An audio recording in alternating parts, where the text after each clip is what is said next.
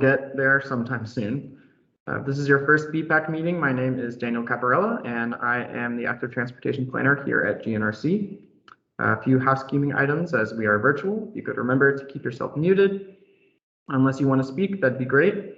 The raise hand function is also available in the top right for you. Carson Cooper from GNRC will be managing the chat box today, so feel free to throw any questions or comments in there and we'll get those addressed. But without further ado, I'll go ahead and move on to the agenda for today. I'm going to pause here in case we have anyone joining us for the first time. If you could just unmute yourself and tell us your name, organization, and what you do, that would be great. So I'll pause here, and if anyone is joining for the first time, go ahead and speak up. Hi, I'm Veda Nguyen with TDOT Multimodal Planning. This is my first meeting. Glad to be with you guys. Hey, I'm Elise Daniel. I'm the new GM at Nashville B-Cycle, and I'm stoked to be here too.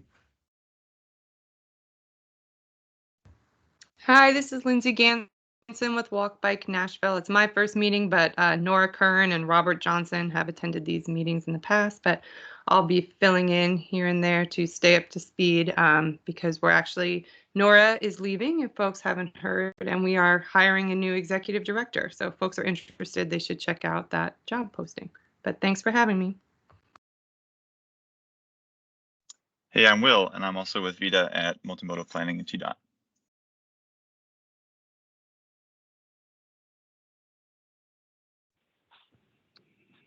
All right, thank you all. So as usual, we'll go over what we did last time and what we've done since. We'll then hear about TDOT's Pedestrian Road Safety Initiative from Veda Nguyen from TDOT Multimodal. Thank you, Veda, for joining us today. Then I'll present the Non-Motorized Risk Index staff and I have been working on for the past several months, and we'll have some time for next steps and any updates you all might have, and then we'll get you out of here by 12:30.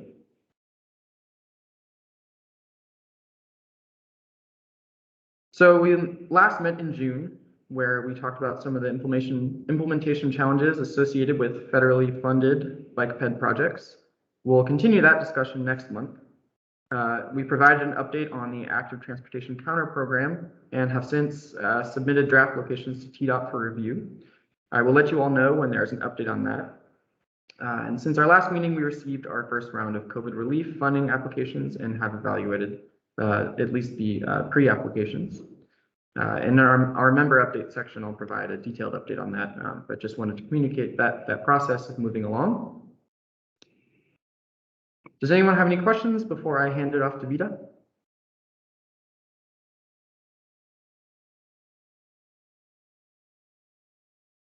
All right, Veda, the floor is yours. I will switch slides.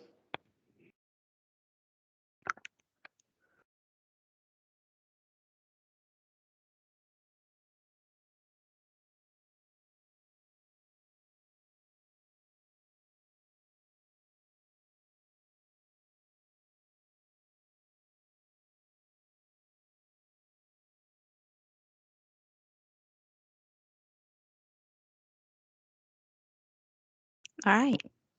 Can everyone see the screen? I can see it. All right, go ahead. Okay, thank you, Daniel. Again, my name is Veda Nguyen. I'm a CE manager or civil engineering manager within multimodal planning. And our office is responsible for the Pedestrian Road Safety Initiative program. So that's what I'm here to present on today. Okay, next slide, please.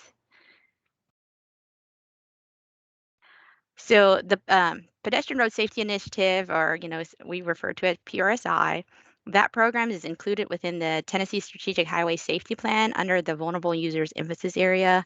And that plan was recently updated. So if you guys want access to that, I think that's a link there. But if not, it's on our TDOT's website under our safety office. But with that plan, Tennessee maintains its commitment towards 0 deaths on our roadways. So there's multiple emphasis areas, and like I had mentioned before, we're under the Vulnerable Road Users Emphasis Area. Let me see. And also, I just wanted to note that this plan, the Strategic Highway Safety Plan, is a requirement for use of federal funds under the Highway Safety Improvement Program, also known as the HSIP funds. And that's why our program, PRSI, is funded with HSIP funds. And so we're kind of a subset of the larger HSIP program. Next slide, please. So just, high level kind of goal and objectives. Our goals are pretty straightforward, or our one goal is pretty straightforward. It's to create safer roadways for pedestrians. Objectives, the objectives of the program are to reduce the number of fatal and severe pedestrian crashes by first identifying kind of safety concerns and then implementing countermeasures.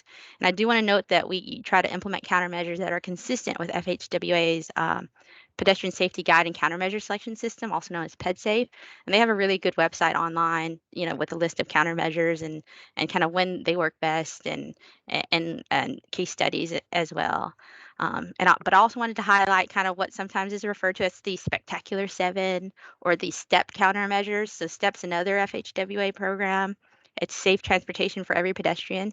So they really try to highlight and advocate for the use of these 7 countermeasures. The first one is crosswalk visibility. And crosswalk visibility enhancements, and that includes multiple things. It includes curb bulb outs, in-street signing, crosswalk, like high visibility markings, and it also includes lighting. So that's all within kind of crosswalk visibility enhancements with that countermeasure.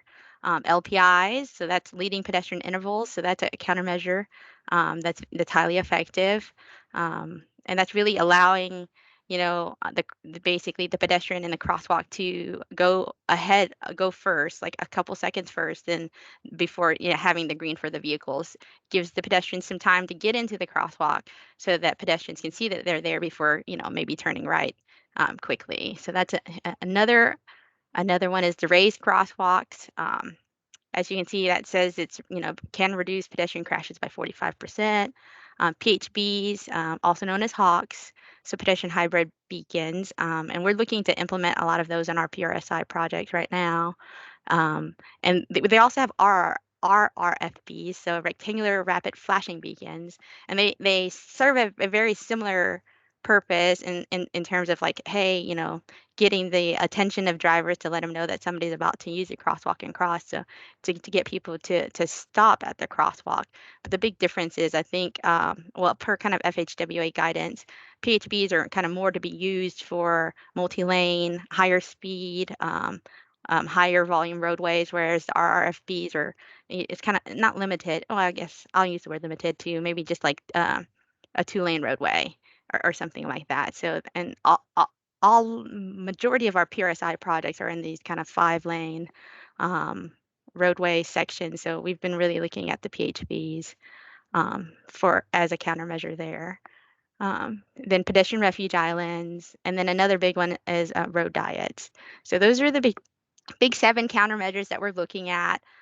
Obviously, we're looking at all the countermeasures in the PedSafe kind of toolkit, but those are the ones that are known to be very effective. So we're looking at opportunities to implement those countermeasures where we can. Next slide, please. So the previous slide was about goal and objectives, and this is the next couple of slides are kind of about our program. Obviously, the multimodal planning office is responsible for project selection and then project scoping, or the planning, developing the planning report. Once the planning report is done, we kind of we share that planning report with our partners in the various kind of design teams, whether it be at the regions or traffic ops, and then they take it from design to implementation to basically get it to construction. So I do want to speak a little bit about our project selection method and then kind of our scoping method. So project selection is really broken down into 3 steps. The first step is really trying to find out where the high-risk corridors are. And our partners in long-range planning and data visualization did a really great job of developing this pedestrian safety prioritization tool for us. It combines multiple factors to create basically a pedestrian safety corridor index for each segment of roadway. So the things that they look at are, like it says there on the slides, a combination of safety, demand, equity, and infrastructure. So with safety, they're looking at the number of pedestrian crashes. With demand, they're looking at kind of land use context. Like, is there a school nearby? Is there shopping centers nearby? Is there a huge apartment complex nearby? With equity, they're really looking at the factors similar to environmental justice, like household income, number of homes without vehicles, and even education. So I think they take that from census data. And then the last piece of the kind of index is a look at infrastructure. And that's really existing infrastructure. Are there sidewalks? Is it multi-lane? Like, how difficult is it for a pedestrian to be on this segment of roadway? So it's similar to like a pedestrian level of service type factor. So those are all combined, and obviously the heaviest weight is put on safety, but we also wanted to include the other components as well. So that, so then each segment of roadway gets an index, a pedestrian safety corridor index, and then the next level of that is that the segments of roadways get ranked, but it's kind of an apples to apples ranking. We didn't feel like it was particularly fair to rank like a Murfreesboro Pike with a smaller roadway. So they're being ranked against each other basically. So there's 4 kind of categories of rankings: rural arterials, rural collectors, and then urban arterials and urban collectors. And we just thought that, that was a good way to kind of compare apples to apples. And with that, this is not a hard and fast rule, but we're really looking at the top 90 percentile of kind of most dangerous corridors. So that's kind of our first step. Like and you can see in red, that's actually the top. It goes 80 to 100. And when I say, I guess, top 90%, it's basically, however you want to word it, but 80% of the corridors are more safe than the top 20%. So if that makes sense, I might be saying that confusingly, but either way, we're looking at like the top, 90 percentile, so 90 to 100 being the most dangerous corridor within that kind of segment. And that's kind of our starting point. So it kind of really gets us down to like a corridor. So then the next step, Daniel, please, next slide. Okay, so the next step is to really look at kind of crash cluster analysis, like where are the crashes happening within this segment? I do want to note that, the way our data visualization group developed the segments, all the segments are not the same length. So the segments are based off of like road name, road classification. If it changes a county, then that cuts a segment line. If it goes between urban and rural, that cuts a segment line. So you're not seeing like mile segments or half mile segments. Some segments are a mile, some segments are less, and some segments are more. So it kind of, like I said, it gets us to a location that we know is dangerous. So we kind of do a deeper dive and look at kind of where are crashes happening, particularly where are fatal and severe crashes happening. And we look back at kind of the previous 5 years. And from that kind of analysis, and I will say that there's definitely room for improvement on that step, because right now we're kind of just looking at the map and saying, okay, there looks like a cluster here, there looks like a cluster here. I'm going to say this is a cluster, but Will introduced himself earlier. He's with TDOT now, and he has experience with GIS. I think we want to do something a little bit more systematic, maybe an actual like kind of cluster analysis through kind of GIS tools. I'm not a GIS person, so I don't really know what I'm talking about exactly, but there's a way to look at kind of clusters in GIS where it's not just a person looking at a map and saying, okay, this is a group of crashes, and then determining at that point, this is a good location. But with that crash cluster analysis, we go from these big segments to shorter roadway segments, and really looking at, maybe just an intersection or just a mid-block crossing or just a gap in the sidewalk network, or some combination of those 3, because sometimes an intersection and a mid-block, there's a lot happening right there. So maybe the project will be an intersection and a mid-block crossing. So that's really the second step. And then the third step would be kind of where we kind of do that initial homework on our end. These are the most dangerous corridors, and like do a deeper dive. This is a really dangerous spot within that corridor. And now we kind of want to go out to the stakeholders and be that internal TDOT and external to TDOT. So internal, we're really looking at the regions because they have expertise in their region. Looking at traffic folks, because this is multimodal planning. I'm a civil engineer, but I'm not a traffic engineer. And then the majority of us then are planners. So really looking at the traffic side of things and, traffic operations, looking at other, strategic investments divisions, just to get input from a wide array of expertise within TDOT. I mean, we have so many resources and so many ongoing projects as well. And it's like, is this overlapping with another project? Could this improvement be combined with a bigger project? And stuff like that. So there's opportunities for coordination even internally with TDOT. Similarly, there's that coordination that needs to happen externally with the various, planning organizations, the city itself, transit agencies, advocacy groups, and and we don't know the cities and the towns as well as others. So maybe, there may be a site-specific local partner that somebody suggests we include in this conversation. And I think we'd definitely be open to that. We just don't have those connections because we're kind of headquarter level and statewide, and it's really hard to develop those really great relationships with the local partners. I think that's why we reach out to the cities and the transit agencies and the advocacy groups. But with the external partners, we're looking for similar information. Like, so we've identified this based off of step 1 and step 2, but where are the problem areas, or where are we going to have the most impact when we implement like a mid-block crossing? Like, did the data tell the story accurately? And it's kind of a check on the data, but it's also an opportunity to say, hey, are you guys doing a project here next year? Does it make sense for us to be overlapping you guys, or can we combine your stuff with us, or can you combine our stuff with yours? So it's really just an opportunity to coordinate with everybody. And then from that, I think then we go, okay, this project makes sense, and we have all the information, and then we can then say we want to move forward with that, these 6 projects the next year. So that's really kind of the methodology for project selection. So next slide, please. So then once a project, we say, hey, yeah, we want to move forward with this as a PRSI project. Kind of what does that look like? Because then we're still managing the scoping side of things.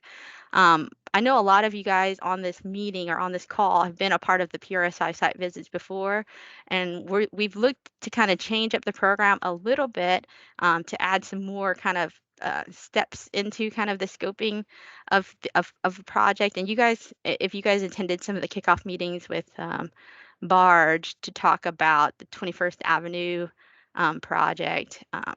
So this is kind of the way I think we'd like to move forward. And with any program, there's always room for improvement, and maybe it doesn't work out as well, and we'll kind of go back to the way we did it before. But this is kind of how I envision the process moving forward. Starting off with a kickoff meeting, again highlighting this is where we want to have stakeholder engagement. It's just a information sharing, kind of a listening session. Like this is what we know. Kind of what can you it's just sharing information at this point. And with that, we're going to take that information back and do a desktop review with our consultants. And looking at, that's where we kind of do a preliminary identification of safety concerns and countermeasures based off of the information we already have with crashes and whatnot, and the information we received from the kickoff meeting. At that point, I think we're going to be better prepared to do a site visit. And again, the stakeholders are welcome to attend that. And that's really where we're going to dig in and be like, okay, yes, this is definitely, because it's so different to look at a roadway on Google Earth and then to actually walk a roadway. Like slopes and whatnot, you can't really tell on Google Earth, and sight distances even, you can't tell. And sometimes, the photo on Google Earth was in the winter, and then now it's spring, and like there's a big bush in the way of the PED signal or whatnot. So, so a lot of good stuff happens at the site visit. So that's really where we kind of confirm some of our preliminary identification of safety concerns. And that's where we also kind of look at, like potential obstacles for some of the countermeasures we've kind of been looking at. Like, hey, there's a manhole here that we didn't notice before, or there's a, or whatnot. So there's just an opportunity to kind of confirm the safety concerns and the countermeasures. Again, we take that information back and really kind of develop a draft planning report of kind of all of the recommendations, of all the safety concerns we've identified, the recommendations for countermeasures, and kind of what we want to move forward to like design and implementation. I do want to say that, since we're interacting with the stakeholders so much, and there's such great synergy. We want to be able to document all of these recommendations, but we also want to set the expectation and let folks know that PRSI is not a huge program, so there are going to be some budget constraints. And then we also want to implement things. I mean, this is a safety program, so if quick implementation is important. So some of the things we have identified may need a lot of right-of-way acquisition. It's great we've identified that all together. We want to document that, but that may not move forward into design and implementation, but we want to make sure we have that documented for future funding opportunities. So really, when we're trying to finalize that list of recommendations to move into design, really asking ourselves these questions, like, will it improve pedestrian safety and like have an impact, like pedestrian safety for a lot of people?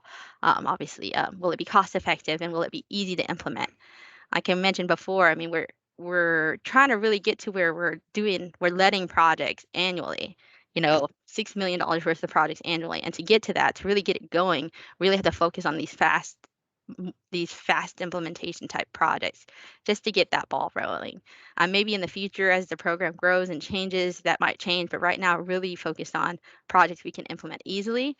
So that may mean that we have to wait on projects that, need a ton of right-of-way acquisition, that have a ton of utility impacts, that have railroad impacts, or that require significant public engagement that we have to be more thoughtful about. We may have to wait on those just because we want to get stuff on the ground quickly. Next step, please. So yeah, I talked about our program being not huge, and so I just want to be, transparent about program funding. Like I mentioned before, we're under the umbrella of the HSIP program that TDOT. So TDOT received $50 million total, and these are 2020, 2021 numbers. So received approximately $50 million, and that's shared between multiple divisions. I mean, I think our safety office has the largest chunk of the 50 million, and they do a lot of the road safety audits.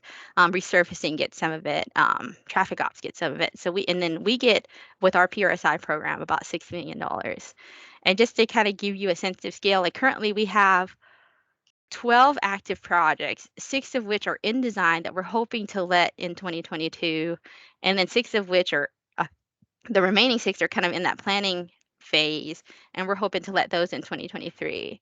So if it kind of follows the trend of saying 6 in 2022 and then 6 projects in 2023, so I mean that kind of gives you a sense of like how much money we may have per project. But it's not it's not a hard and fast, like it has to be equal amount, because some projects are, especially the ones we have now, some are longer than others, but that's approximately $1 million per project if we let all of those 6 in the next year and then the year after that. And then if we start kind of 6 more and then keep it rolling. So, I mean, we have gotten the question like, okay, well, we've identified all these great recommendations. What are the other opportunities for funding these improvements, if not through PRSI? So I wanted to make sure I listed some of the other funding opportunities within TDOT. Multimodal Access Grant, which is also kind of managed through Multimodal Planning Office. If you guys aren't familiar with that grant, it's kind of, it's the objective of that grant is to really kind of provide connectivity for bicycle, ped, and transit infrastructure. So some of the sidewalk gap improvements that we identified, I think would be a great fit for MMAG. TAP grant, that's through our local programs office. TAP, it stands for, Transportation Alternatives Program. So they do similar projects to MMAG. CMAC, I mean, I know that sounds unique, but our CMAC office is trying to do, so majority of the projects that get funded through CMAC are signal projects, just because they're, I guess they rank really well, and they have, in terms of cost benefit analysis, they're low cost, but they have, they could show great benefit in terms of emissions reductions. But our CMAC our air quality office, is looking to basically do some set asides for to diversify the types of projects that they fund, so that a sidewalk project isn't necessarily competing with a signal project. So maybe a little set aside for sidewalk type or transportation demand management type projects that are that can show that they've changed kind of got more people to start walking instead of using their vehicles, and comparing kind of apples to apples there. Like sidewalk projects are then ranked against sidewalk projects versus sidewalk projects being ranked against signal projects, hopefully encouraging folks are people to submit some of those types of applications, knowing that they'd be competing against other similar projects, not necessarily competing against a signal improvement project. We also do like a spot like safety improvement projects. Those are usually requested through the regional traffic offices to our safety office. So there's an opportunity there. Some of the current round of spot improvement projects, there have been some pedestrian focused safety projects. So I mean, it's not just vehicle focused spot improvement projects, spot safety improvement projects. It could be pedestrian focused too, but that does have to go through our regional traffic engineers, and that request has to go to their office and kind of go through their prioritization process. And then the highway program plan. Again, this is kind of where the big projects come out of, like the $50 million projects. But these are like individual projects, whereas the other ones are kind of programs. These are like individual named projects that kind of go through that, so they're bigger projects. And really, so that's kind of involves kind of senior leadership, our program development office, and our, strategic investments division. So they really kind of overall kind of manage that program. It's a large program, and you'll be competing against the larger kind of capital projects. And I know right now we're currently focused on delivering a lot of the backlog for the Improve Act project. So that's even, it makes it even more competitive because there's already a set of projects that we need to get delivered. But I mean, it's a pathway, but you have to go to kind of compete against all the other projects and through their prioritization process, which I'm not 100% familiar with. So I definitely don't want to share something that I don't know much about. But so those are, in terms of within TDOT, there's other funding opportunities as well outside of the Pedestrian Road Safety Initiative program. Next slide, please.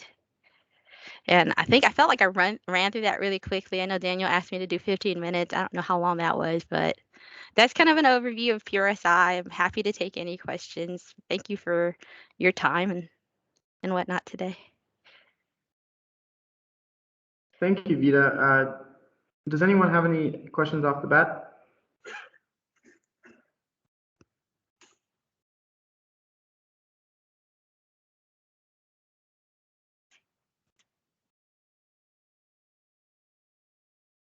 Veda, I've got one question.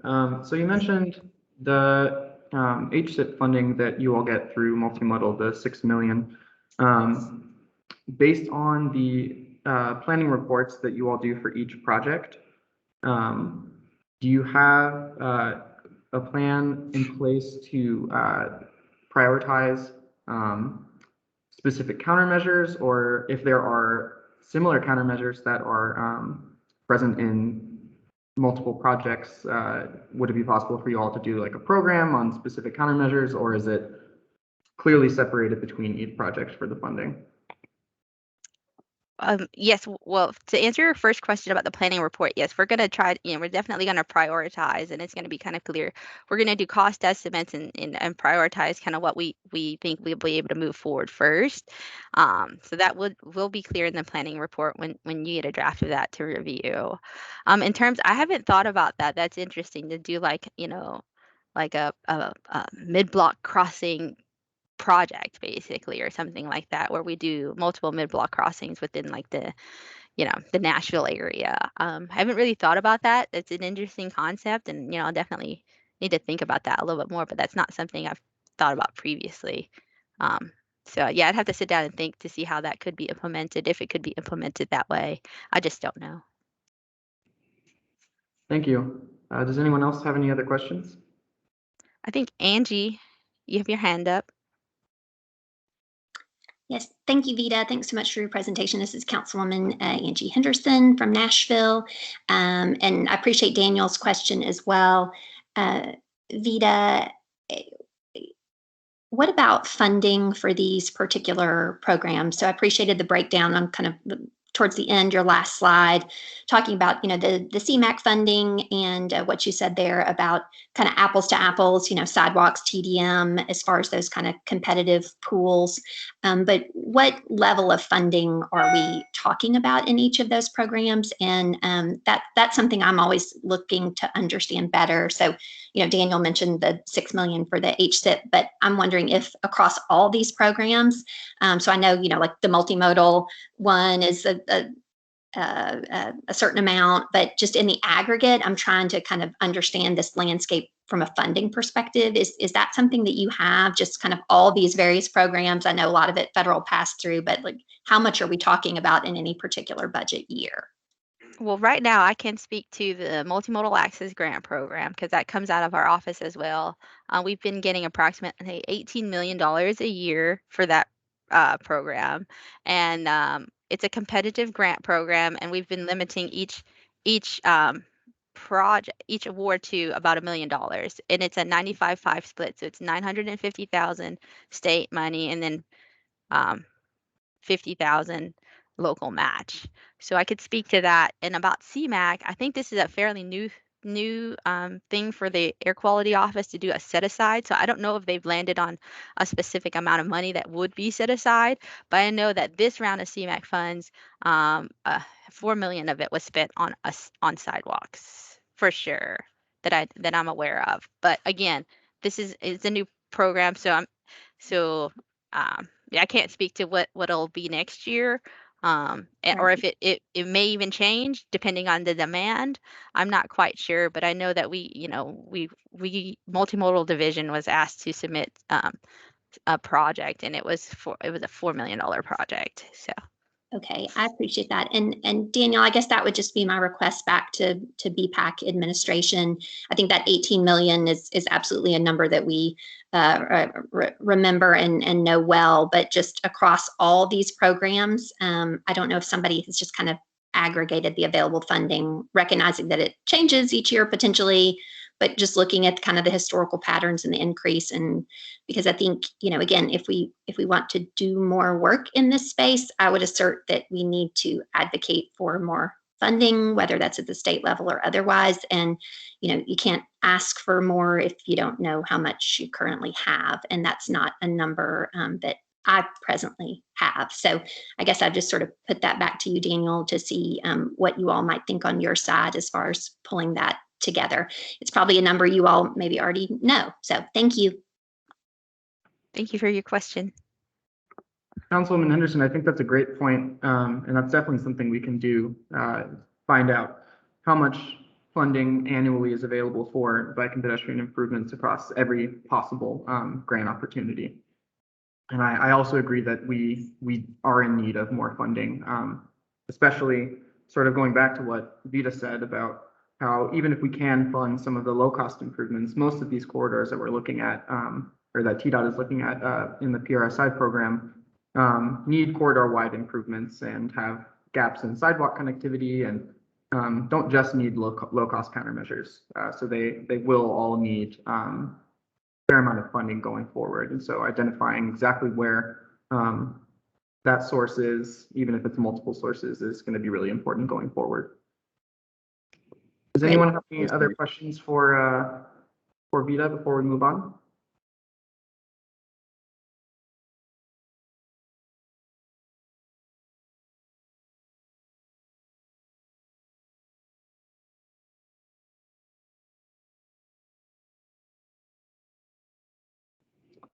All right, well, thank you so much, Veda. Your contact is right here, and I'll send that out with the slides and a follow-up email in case you think of any questions or have any comments. Okay, thank you. I'm going to go ahead and switch back to the other presentation.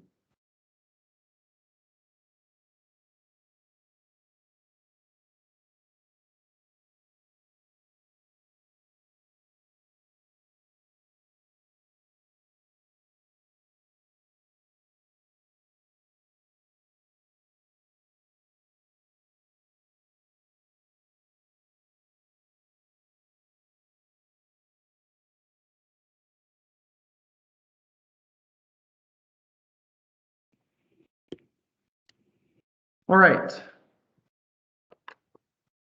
So sort of similar to the tool that Veda just presented on for project selection.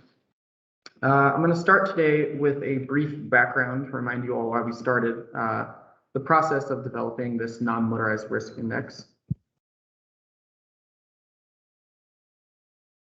So we first kicked this analysis off in December of last year in response to the increasing number of pedestrian fatalities across the region, especially during the pandemic.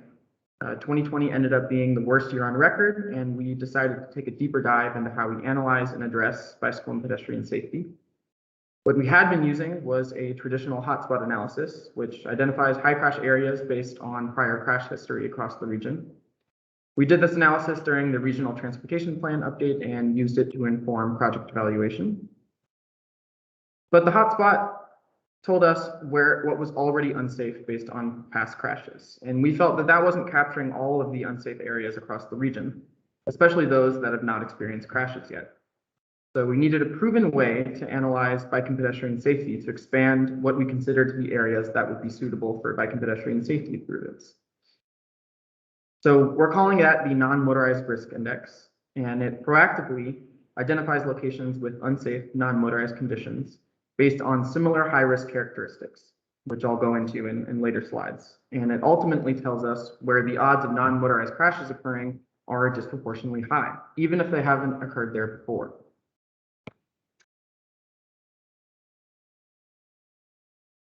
So why did we go with an index? A traditional hotspot analysis is primarily a reactive tool, which is useful since it helps us address known safety issues at specific locations, but we felt that we needed a more proactive and systematic way of understanding bike and pedestrian safety. So the chart on the screen shows us the capabilities of both a hotspot analysis and the risk index. So they both tell us where high crash locations are, which we can then address through planning activities and new projects. But that only tells us where crashes have happened. All of those high crash locations in the hotspot analysis at one point had no crash history. We had a way of telling us that those locations were high risk. We could have possibly prevented some of those crashes from happening and saved some lives. So the risk index does three things. It gives us a complete picture of safety needs across the region, including both areas where crashes have happened and where they have the potential to. It tells us what physical and behavioral characteristics typically exist in unsafe areas. And it tells us where the odds of bike and pedestrian crashes occurring are disproportionately high, which helps us focus and prioritize areas for improvements. So in terms of the development of the index, we already had a hotspot analysis, which showed us high crash locations across the region based on a 5-year period of past crashes. So that's 2015 to 2019. We based our development on these 5 steps, which you see on the screen, which answer the questions above them.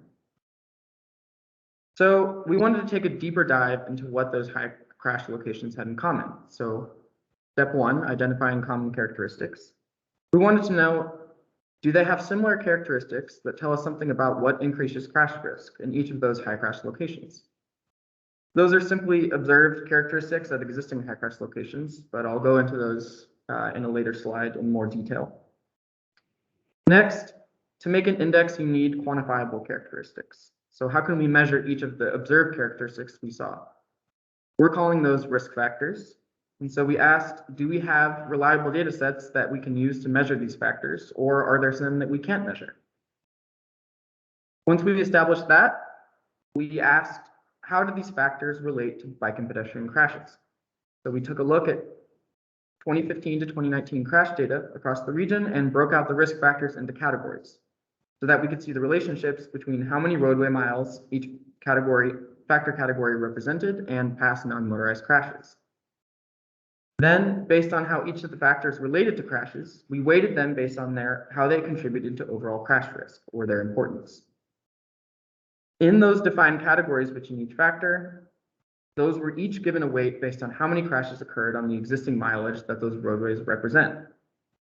And then step 5, finally, to score the index, we added the weights from each risk factor to create a composite score and determine where the low risk, moderate risk, and high risk areas are. So now I'm going to take you through the details of each step. This is a map of our region's non-motorized crash hotspots.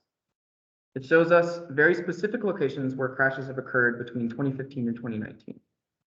We felt that there are a lot of areas missing on this map, which led to us taking a closer look at some of the high crash locations you see here. So we looked at 10 high crash locations across the region, 5 for pedestrians and 5 for bicyclists. The map shows you where those locations are, with pedestrian hotspots in yellow and bike hotspots in green.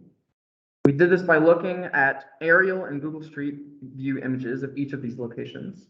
So on the right are a list of all the similar elements, which we're calling characteristics, we observed at the locations. So transit stops, some more land use focused characteristics, where there's commercial areas near residential areas. Pedestrian attractions, so any sort of use like transit stops or proximity to schools, where a pedestrian would be likely to frequent. On-street parking, parking garages and lots, near vulnerable populations, which I'll go into more detail later. Pedestrian signals and crosswalks, sidewalk and bike facilities, designated turn lanes, posted speed limits, traffic volumes, road type, and congestion.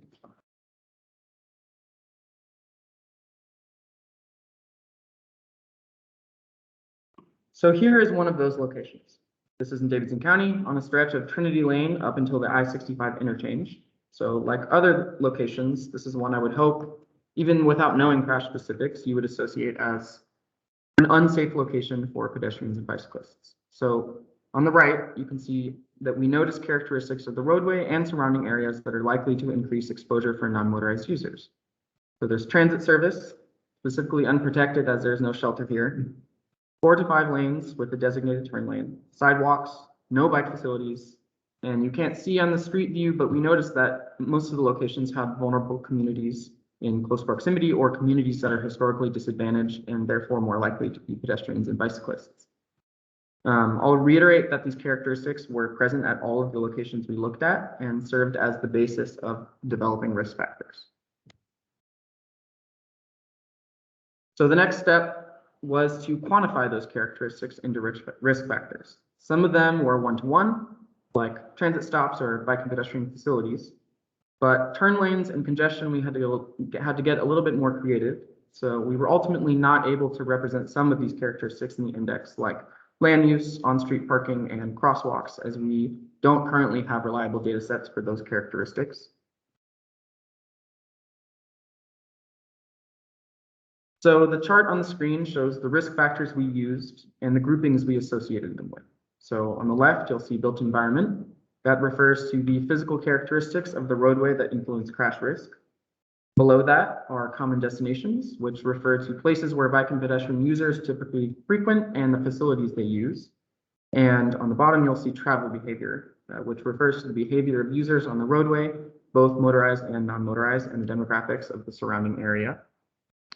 So in order, these are the final crash risk factors that we use: travel lanes, speed limit, functional classification, which represented road type, proximity to traffic signals, proximity to transit, proximity to schools, proximity to sidewalks and bike facilities, traffic volumes, percent free flow, which got at what the level of congestion was on the roadway, and degrees of vulnerability.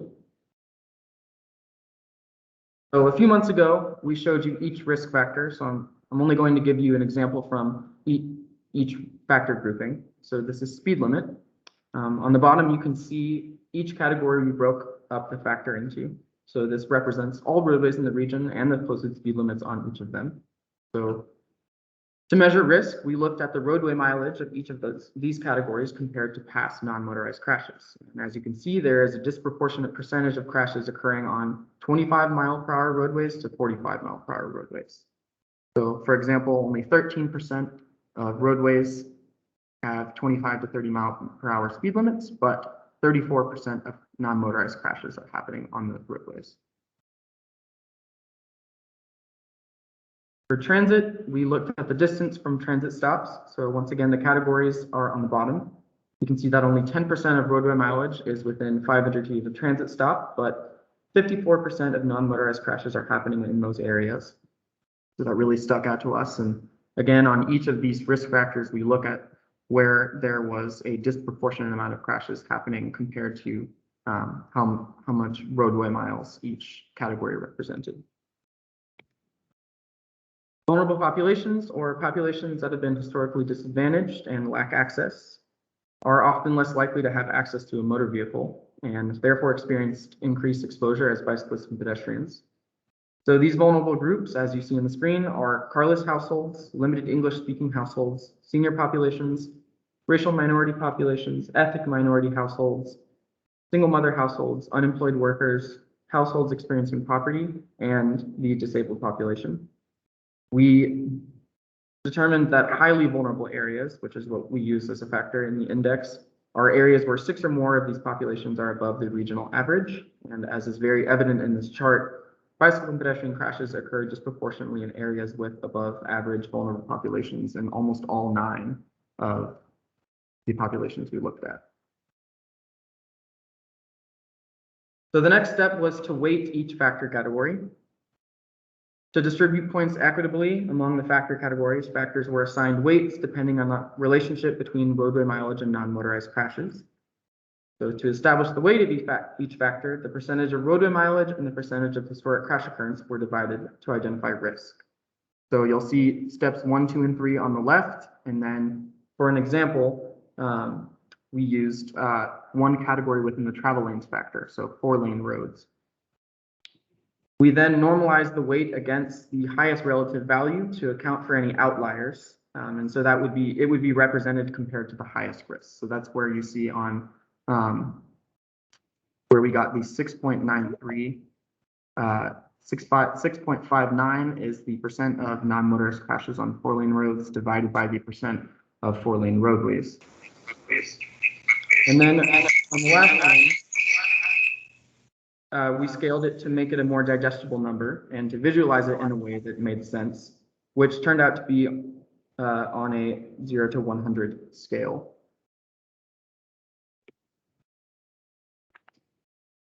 So we performed this equation for every category in each factor, normalized them, and then scaled the score for each of them to establish weights.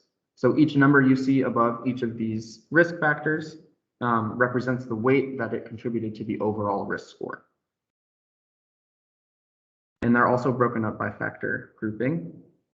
So on the left, built environment, the middle, common destinations, and the right, travel behavior.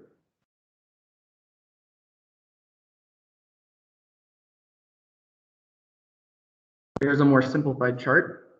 Here are the 3 factor groups: travel behavior, built environment, and common destinations. Travel behavior accounted for the highest weight, about 45%, then built environment at about 32%, and common destinations at about 23%. We then added up the weights and assigned them to the regional roadway network and aggregated them to produce the map on the screen. So the index shows us where the odds of bike and pedestrian crashes occurring are disproportionately high. So high risk will be in red and low risk in blue. So you can see it captures a lot more areas than the hotspot analysis does.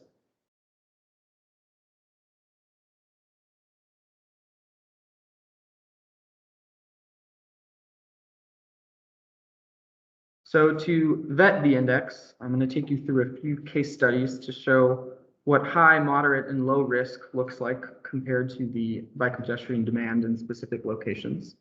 So we have Nolansville Road. This is actually I threw this in there, it was a Pedestrian Road Safety Initiative project from McNally Drive to Haywood Lane. Then we have a more suburban example in Murfreesboro on Memorial Boulevard. So those two represent high risk and high demand for walking and bicycling facilities, and they are both hotspots. In the city of Gallatin, Waters Avenue from West Franklin Road to Winchester Street, that's an example of a suburban location with moderate risk and high demand, but it's not a hotspot. And then finally, a low risk example, which is also in Davidson County. And that would be low demand as well and not a hotspot. So here's the first example, Nolansville Road. This is one of the most dangerous locations in the region. As you can see in the middle, about 1,600 total crashes between 2015 and 2019, 48 of those being non-motorist crashes and 11 fatal crashes. This entire corridor is high risk, as you can see on the line that goes through.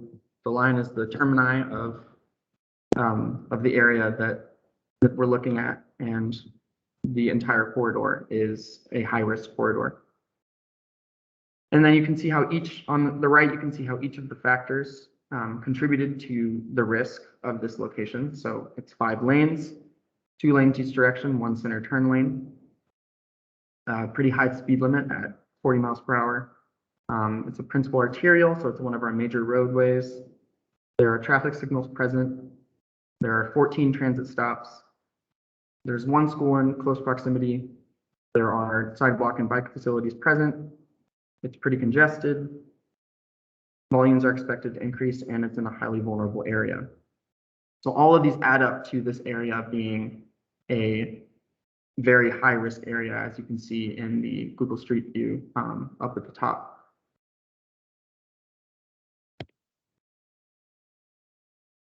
This is our second example. So Northfield Boulevard and Memorial Boulevard. This is an intersection in the city of Murfreesboro. You can see it's a pretty dangerous area. It's one of the top hotspots in Rutherford County. 490 total crashes, 6 total non-motorist crashes, and 1 fatal crash between 2015 and 2019. It's lower risk than the previous example, but it's still a high-risk location. And you can see on the right each factor that contributed to the location being high risk.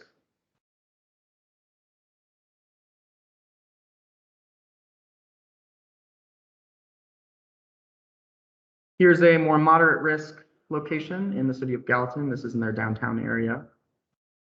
You can see it's a much more pedestrian and bicyclist friendly environment, but it's still at moderate risk. So there were 31 total crashes between 2015 and 2019, only 1 non-motorist crash and 0 fatal crashes. There are fewer travel lanes, a slower speed limit. It's an urban collector road, not a principal arterial. There are traffic signals. There's no transit stops. There's 1 school in close proximity. There are sidewalks, but no bike facilities. It's pretty congested. Volumes are expected to increase, and it's also in a highly vulnerable area. And then to round out the examples, we wanted to look at a low-risk example. So this is technically this is in the city of Oak Hill on Robertson Academy Road. There have only been 2 total crashes, 0 non-motorist crashes and 0 fatal crashes. So this is really telling us that this is a pretty safe area for bicyclists and pedestrians, and you're at a pretty low risk of getting into a crash. So there's only 2 lanes, low speed limits. It's a local road, no transit stops, 1 school, not very congested, and not in a highly vulnerable area. So all of those factors add up to the area being pretty low risk.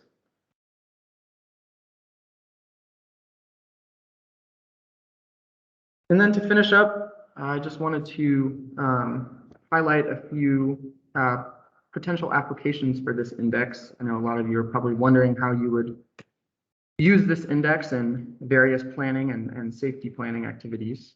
So I'll go through a few of these. So this chart shows us each level that this safety index could be used. So if the activity is a planning study, say a corridor study or a bike plan, I know Sumner County is going through their countywide bike and pedestrian master plan.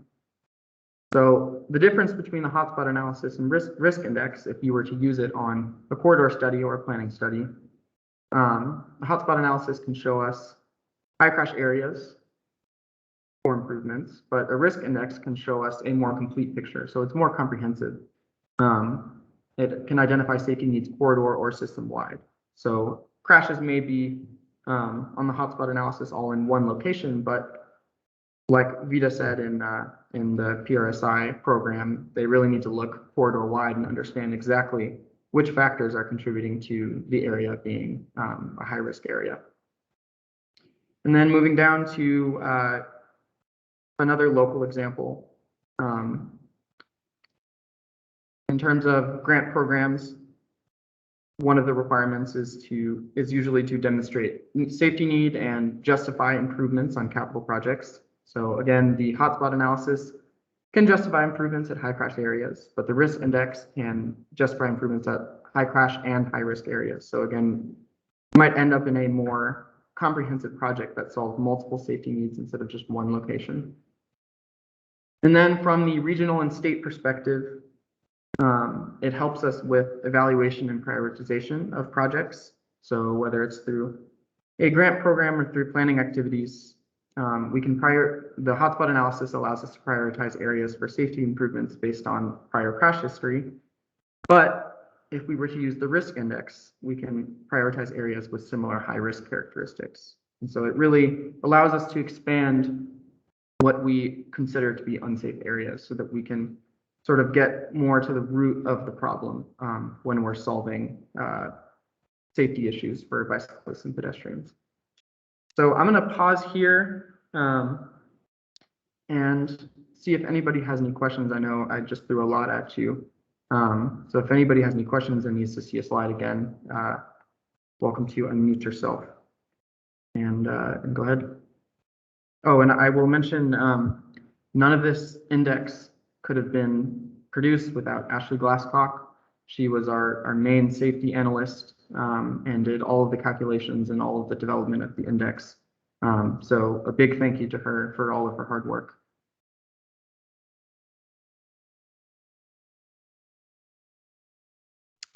Hey, this is Lindsay from Walk Bike Nashville. I just was wondering between this prioritization index, what Veda presented in terms of what they use to prioritize the PRSI projects, and then also I know that the folks at NDOT and the Vision Zero team are working on putting together a prioritization and a high injury network. Seems like we have a lot of different tools for prioritization. So I'm wondering if someone can speak to how all of these tools work together or don't. I understand they might have different purposes, but.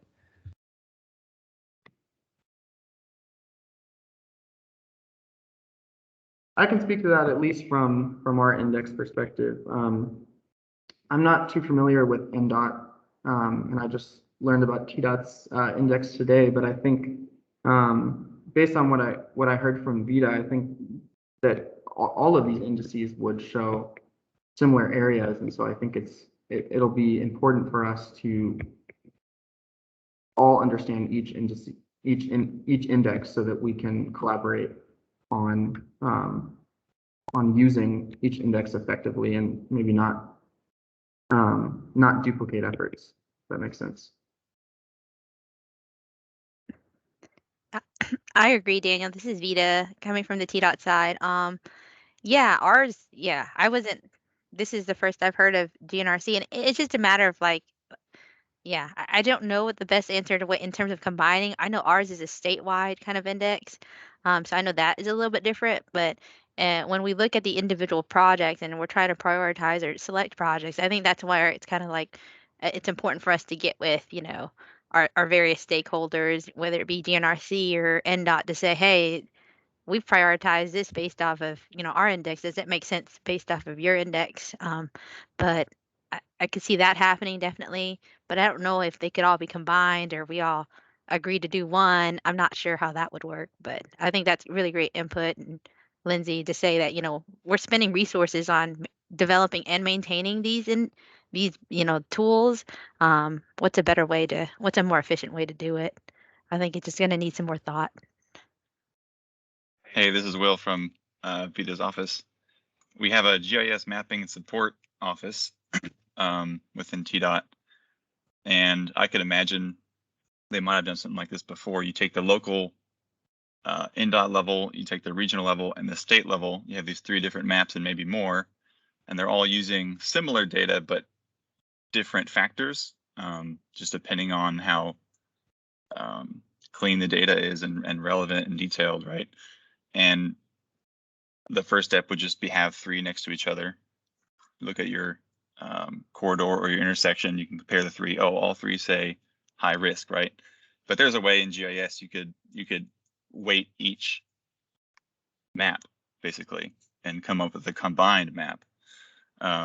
So it would just take getting all those files, and it would probably be the GIS mapping office, I imagine, to help with that. But depending on how the maps are set up, it's possible to combine them. But for right now, I would compare all 3 together.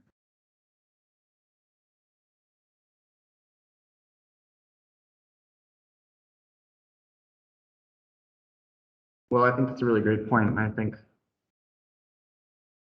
eventually we'll need to collaborate on how, if that would be possible and if that would be beneficial for the local, regional, and state level.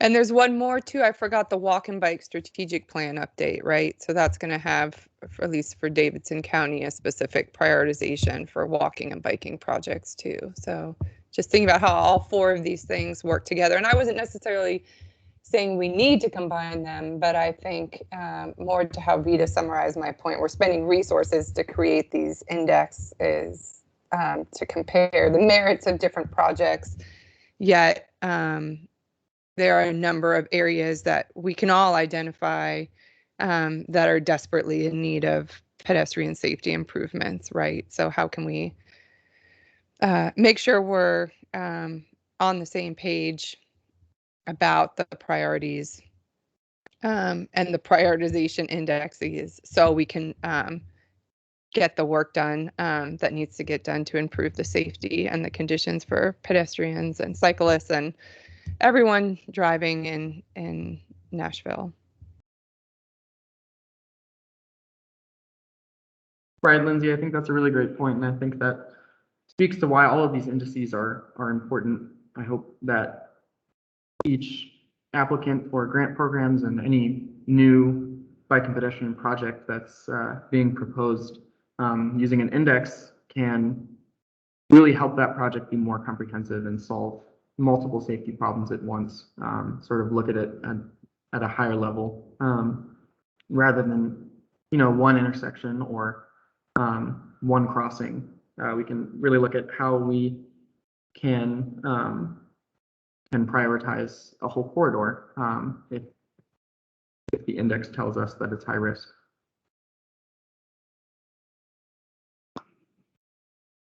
So some next steps for this index,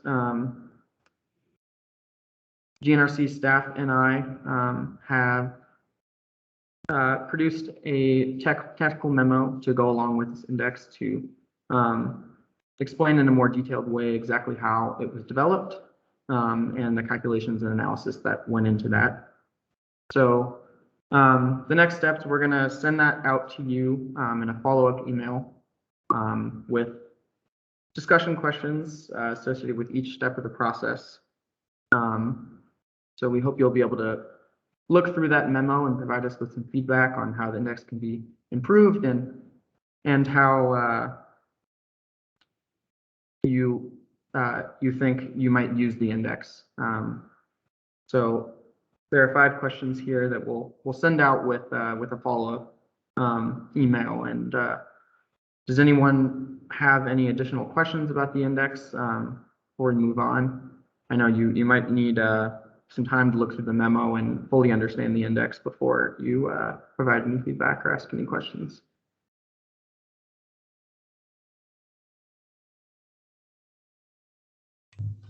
Hello, Daniel. This is Bill McCord over in Gallatin. Will we be expected to refer to or reference these indexes and the data that is provided, say the maps and so forth, in any applications that we submit for multimodal projects, TAP projects, and so forth? Bill, we haven't determined that yet. I think it's a possible next step, but I think we need to vet our process a little bit more and get some more feedback on the index before we do that. Yeah, my guess is that the local governments would be soliciting that information from GNRC or TDOT, if that's the case.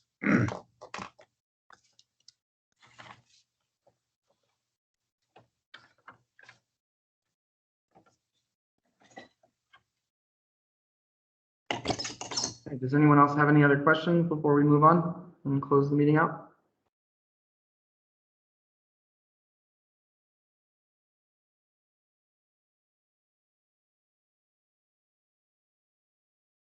All right. Well, again, thank you to Ashley Glasscock and really the entire data team and planning team for helping to develop this index. It was truly a team effort, and I think we came up with a really great way to analyze high-risk areas for bicyclists and pedestrians. So I'll look forward to each of your comments and look for a copy of the technical memo in the next week or so. So I'm going to give a quick update and then open the floor to any updates you all might have.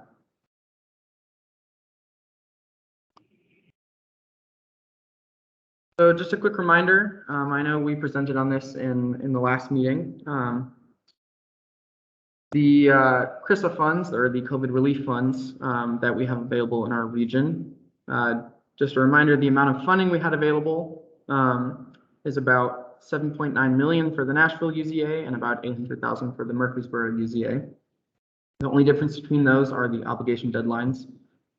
Nashville being September 30th, 2024, and Murfreesboro being December 31st, 2022.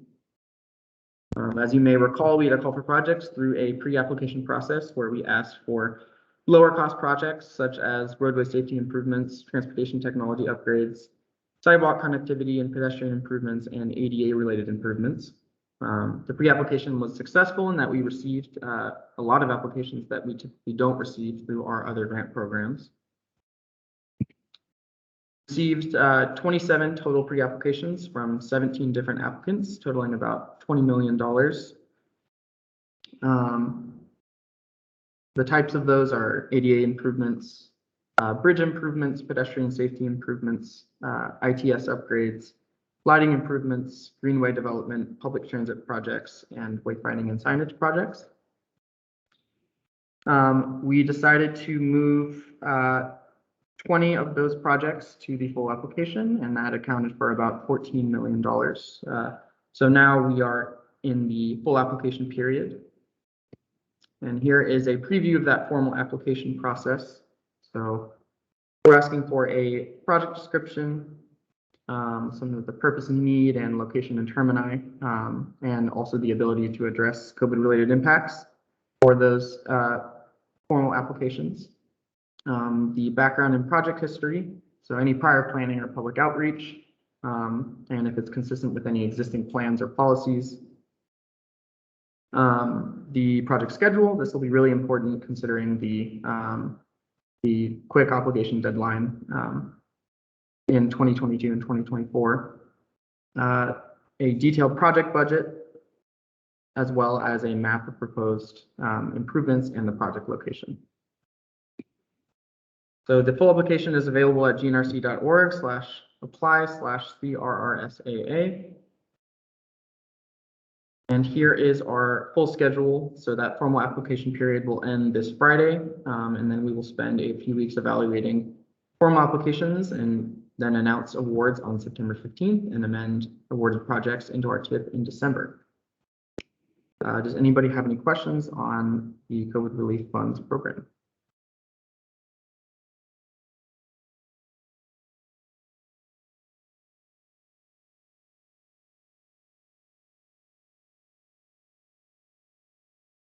There's one from Councilwoman Henderson.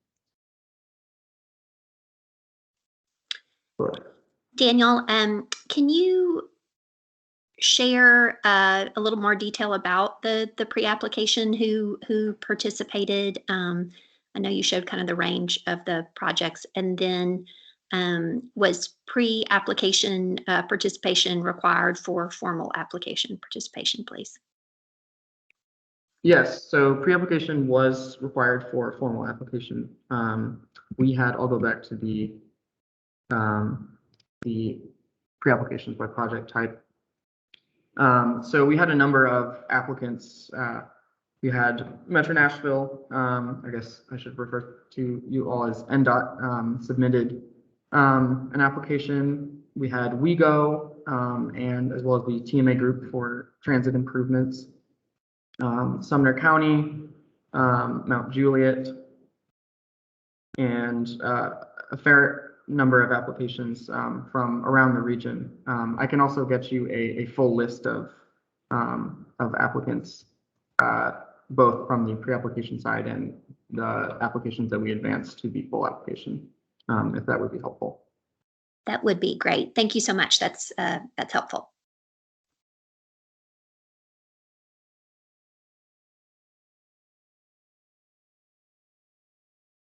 Right. Any other questions on COVID relief funds?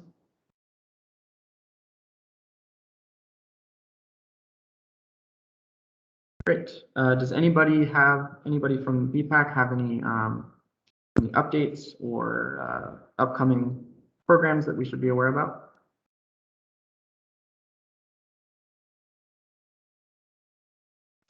It's Bill McCord over in Gallatin again. Just wanted to let people know that the city is moving forward with installing rapid flashing markers for crosswalks in the downtown area. These will be embedded in the pavement and will be activated by the pedestrian. Once activated, they will flash lights from the street itself, as well as from a adjacent sign on the sidewalk. So that will provide a lot better visibility and hopefully better compliance for those people in the immediate downtown area. And I may have mentioned the last time that we were here, probably not, but the project, the Safe Routes to School project for Rucker Stewart Middle School area is substantially complete now. So that provides a safer route for persons who walking across Highway 109 on Hancock Street to access to Rucker Stewart Middle School, as well as actually provides access to the high school as well. So that's a good little segment to have completed here in town. That's good news, Bill. Thank you. Anyone else have any updates? This is Lindsay from Walk Bike Nashville. Two quick updates. We're kicking off a pedestrian safety study on Dickerson Pike. We're looking at the 2-mile segment between Trinity Lane and Ewing Drive. We have our first steering committee meeting tomorrow. If folks are interested in getting more involved in that, I know some people on today are part of that steering committee, but we'd love to have your participation in that. We are doing an extensive community outreach process, and then we'll also have funds to hire an engineering planning firm to do initial conceptual designs for pedestrian safety improvements on that stretch. And that work is being funded by the Tennessee Department of Health. And then also, fun event coming up on October 17th is the second annual Open Streets on Buchanan Street. So it's from 12 to 4, I believe. So I hope folks will come out and enjoy a street closure, lots of art and programming planned. So it should be a really fun day. Thanks.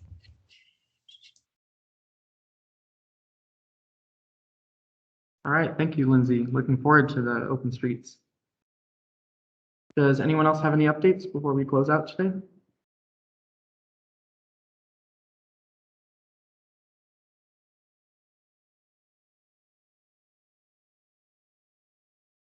All right, well, thank you everyone for attending today. Look for a follow-up email in the next week or so, as well as an invite to our September meeting. All right, thank you and have a great rest of your day. Thank you.